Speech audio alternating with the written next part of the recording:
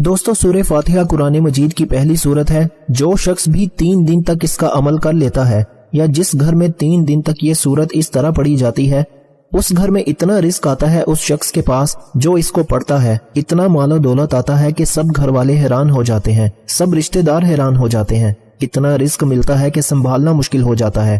جیسے سورہ فاتحہ کا پہلا نمبر ہے، مال و دولت میں بھی اس بندے کا پہلا نمبر لگ جاتا ہے جو شخص سورہ فاتحہ کو اس طرح 3 دن تک مسلسل پڑھ لیتا ہے۔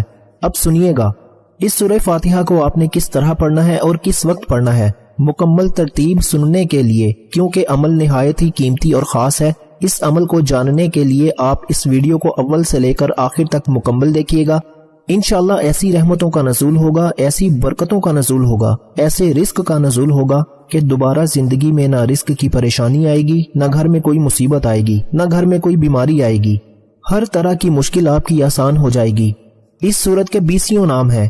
اس سے پہلے بھی کئی دوستوں کو یہ عمل بتا چکا ہوں۔ لوگوں کی زندگیاں بدل چکی ہیں، کئی لوگوں کے حالات بدل چکے ہیں، کئی لوگوں کی دعائیں قبول ہوئی ہیں۔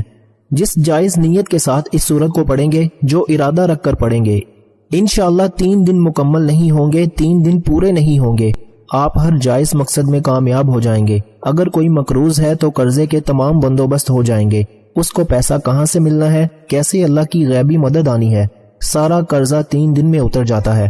کوئی شخص شادی کی نیت سے پڑھے، ہر طرح کی بندشیں، راستے کی رکاوٹیں ختم ہو جاتی ہیں، فوراً اسباب پیدا ہو جاتے ہیں۔ خاص بات بتا رہا ہوں، اس صورت کے اندر ہر ایک تاثیر اور طاقت رکھی گئی ہے۔ اس ایک ہی عمل کے ذریعے آپ دنیا کا ہر کام کر سکتے ہیں، اور یہ عمل جس کے ہاتھ میں لگ جاتا ہے، جو اس کو اپنے قابو میں کر لیتا ہے، وہ دنیا میں عزت پاتا ہے اور آخرت میں بھی عزت پاتا ہے، شہرت ملتی ہے، لوگ اس سے محبت کرتے ہیں، لوگ اس پر بھروسہ کرتے ہیں، رشتہ دار اس کے آگے پیچھے ہوتے ہیں۔ جو شخص بھی اس سورت کو اس طرح پڑھ لیتا ہے، یہ سورہ فاتحہ یہ مکہ مکرمہ میں نازل ہوئی اور اس کی صرف 7 آیات ہیں۔ اب آسمان بھی 7 ہیں، اب زمینیں بھی 7 ہیں، ہفتے کے اندر دن بھی 7۔ اب 7 کا لفظ بڑا ہی نہایت ہی خاص ہے۔ خانہ کعبہ کے چکر بھی 7، یعنی کہ جو طواف کیا جاتا ہے اس کے 7 چکر ہیں خانہ کعبہ کے بھی۔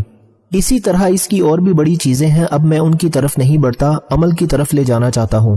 البتہ اس کے اندر بہت زیادہ حکمتیں چھپی ہوئی ہیں، وہ ساری حکمتیں آپ کے سامنے بیان کروں تو وقت بہت چاہیے۔ المختصر میں آپ کو بتا دینا چاہتا ہوں، اس سورت کے 20 نام ہیں۔ اس سورت کو فاتحۃ الکتاب بھی کہا جاتا ہے، اس سورت کو ام القرآن بھی کہا جاتا ہے، قرآن کی ماں۔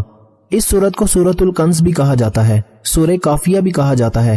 کافیہ اس لیے کہتے ہیں کہ دوسری سورتوں کے بدلے میں یہ کافی ہے، یعنی کہ باقی سورتیں پڑھنے کی ضرورت ہی نہیں پڑتی، یہ تمام کے مقابلے میں آپ کو کافی ہے۔ اس سورت کو سورہ شافیہ بھی کہا جاتا ہے۔ شافیہ اس لیے کہتے ہیں کہ ایک صحابی نے دیکھا ایک آدمی مرگی کے دورے میں گرفتار ہے، اس کے کان میں یہ سورت پڑی، اس کو فوراً آرام آ گیا، حضور صلی اللہ علیہ وآلہ وسلم کی خدمت میں پیش کیا گیا اور یہ سارا واقعہ بیان کیا گیا۔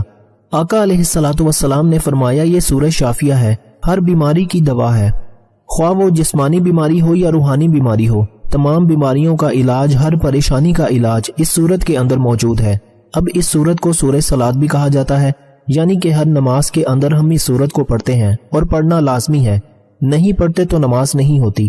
اس سورت کو سورہ سوال بھی کہا جاتا ہے، اس لیے کہ اس میں بندہ اللہ تعالیٰ کی بارگاہ میں دعا مانگتا ہے، اور اس میں دعا مانگنے کا طریقہ ہے الحمدللہ رب العالمین، تمام تعریفیں اللہ رب العالمین کے لیے، تمام حمد اللہ تعالیٰ کی ہے۔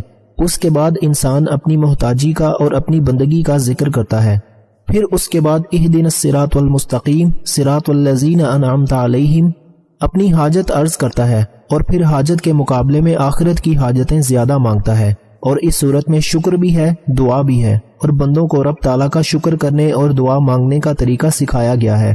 تو جو اس صورت کو پڑھتا ہے اس کی ہر دعا قبول ہونا شروع ہو جاتی ہے، وہ رب کی بارگاہ سے جو مانگتا ہے اس کو فوراً عطا کر دیا جاتا ہے۔ الغرض میں آپ کو بتا دوں، اس صورت میں صرف 7 آیات ہیں، 27 کلمے ہیں، 140 حروف ہیں، اس میں کوئی آیت ناسخ یا منسوخ نہیں ہے، اور یہ ایسی صورت ہے کہ جس کی جتنی تعریف کی جائے، اس کا جتنی برکتیں بیان کی جائیں، وہ ساری کی ساری کم ہیں۔ اس کی شان اور عظمت بہت بلند و بالا ہے۔ اس لیے دوستو اس صورت کو آپ نے 3 دن تک کوئی بھی ایک وقت مقرر کر لیں، فجر کی نماز کے بعد، ظہر کی نماز کے بعد، عشاء کی نماز کے بعد، جو آپ کے پاس وقت ہے، جس دن آپ جس وقت میں اس کو وقت مقرر پر پڑھ سکتے ہیں، ناغہ کیے بغیر، آپ نے اس کو 3 دن تک اسی طرح پڑھنا ہے کہ اس کے اول آخر آپ نے درود پاک پڑھنا ہے۔ درود پاک حضور علیہ الصلوۃ والسلام کی ذات انور پر پڑھنا ہے۔ حضور علیہ الصلوۃ والسلام کی ذات پر آپ نے درود ابراہیمی جو ہم نماز کے اندر پڑھتے ہیں وہی درود پاک آپ پڑھیں گے۔ اس کے علاوہ کوئی دوسرا درود پاک اس عمل خاص میں نہیں پڑھ سکتے۔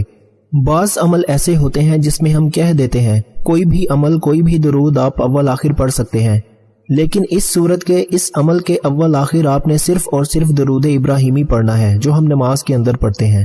اس کے علاوہ کوئی دوسرا درود پاک آپ نہ پڑھیں، ورنہ اس عمل کی اس تاثیر سے محروم رہ جائیں گے جو آپ کو اس عمل کے ذریعے اس صورت کے ذریعے ملنے والی ہے۔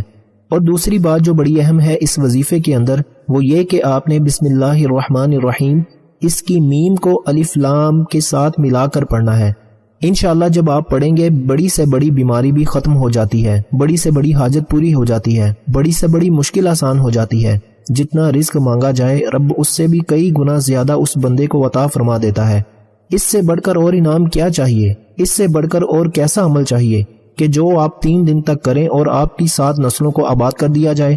یہ ایسا عمل ہے کہ جس کے کرنے سے آپ تو دولت مند ہو ہی جائیں گے، آپ کو تو رزق ملنا شروع ہو ہی جائے گا، لیکن اس عمل کی تاثیر اور طاقت اور برکت اتنی ہے کہ جو آپ کے گرد و نواح، جو آپ سے ملنے والے، جو آپ کے دوست احباب، جو آپ کے رشتہ دار، جو آپ کے ہمسائے، وہ اس کو بھی اس عمل کی برکتیں نصیب ہو جاتی ہیں۔